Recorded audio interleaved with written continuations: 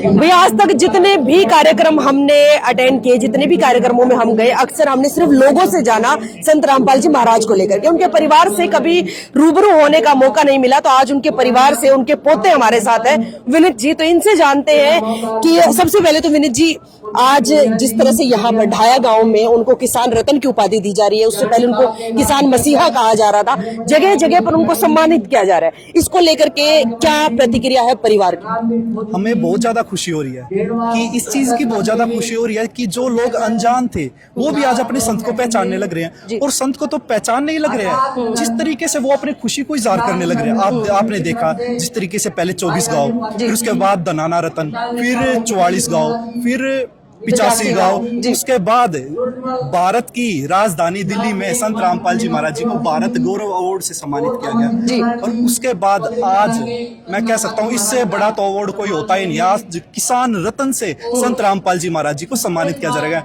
हमें इस चीज की बहुत ज्यादा खुशी है जी।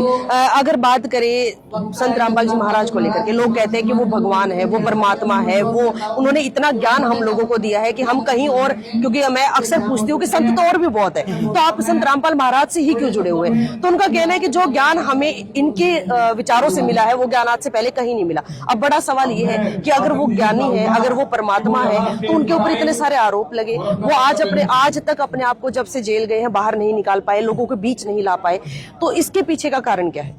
मैं आपको बताना चाहूंगा कि आपने जैसे केस की बात की, संत रामपाल जी महाराज जी के ऊपर 15 केस थे, उसमें से 14 केसों में तो संत रामपाल जी महाराज जी बरी हो गए हैं, सिर्फ एक केस रहता है, वो भी आप देखना जल्द ही उस केस से भी संत रामपाल जी महाराज जी को जमानत मिलेगी। और मैं आपको बताना चाहूंगा कि संत रामपाल जी महाराज जी को भगवान 2 कारणों से माना जाता है। मैं भी आपको बताना चाहूंगा संसारिक उससे, अगर आपको ही भगवान की पहचान करनी है ना, तो आप सिर्फ 2 ही चीजों से भगवान की पहचान कर सकते हो, एक तो उनके ज्ञान से और एक उनके कार्यों से। संत रामपाल जी महाराज जी, मैं आज ये दावा ठोककर आपके मीडिया के चैनल के माध्यम से कहता हूं कि ऐसा कोई भी पूरे देश में ऐसा कोई भी संत, महंत, कथावाचक, धर्मगुरु नहीं है जो गीता, वेद, शास्त्र, कुरान व बाइबल जैसे पवित्र सदग्रंथों को खोलकर बताता हो। हैरानी की बात है, मतलब शास्त्री भगवान की पहचान बताते हैं, गीता ही भगवान की पहचान बताती है, और वो लोग उसी को नहीं खोल रहे। आज संत रामपाल जी महाराज जी से देश नहीं विदेशों में भी संत रामपाल जी महाराज जी के करोड़ों शिष्य हैं, वो संत रामपाल जी महाराज जी के इस प्रकार ज्ञान से जुड़े हैं। और आज संत रामपाल जी महाराज जी तो आप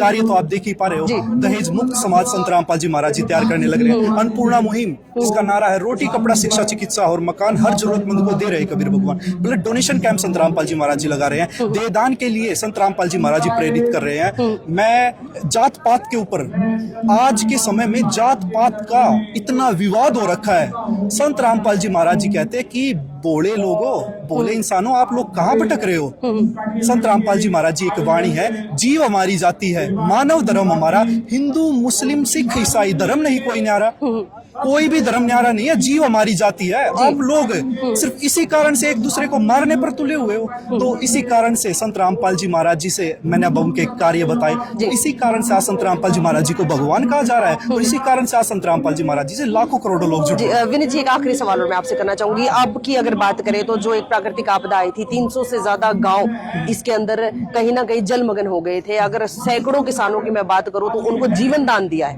संत रामपाल जी महाराज ने। मेरा भी एक इंटरव्यू हुआ था, उसमें भी मैंने ये बात बोली थी कि भैया अगर ये ना होता तो शायद जाने कितने ही किसान जो है आत्महत्या कर देते, क्योंकि फसल एक ऐसी चीज है जो उनका पालन पोषण करते हैं परिवार का। अब संत रामपाल जी महाराज जेल में बैठे हुए हैं, पीछे से करोड़ों की मदद गई है, शासन प्रशासन जहां नहीं पहुंच पाया वहां पर आपकी टीम पहुंची। सबका सवाल एक ही है कि ये आखिर पीछे से ये पूरे नेटवर्क को कौन संभाल रहा है, इस बागडोर को कौन संभाल रहा है, आखिर ये सब हो कैसे रहा है? मैं आपको बताना चाहूंगा, भगवान की लीला को कभी कोई पहचान नहीं सकता। जैसे श्री कृष्ण जी आए, श्री राम जी आए, जब वो इस धरा पर थे, पृथ्वी पर थे, तो उन्हें सिर्फ राजा कहा जाता था।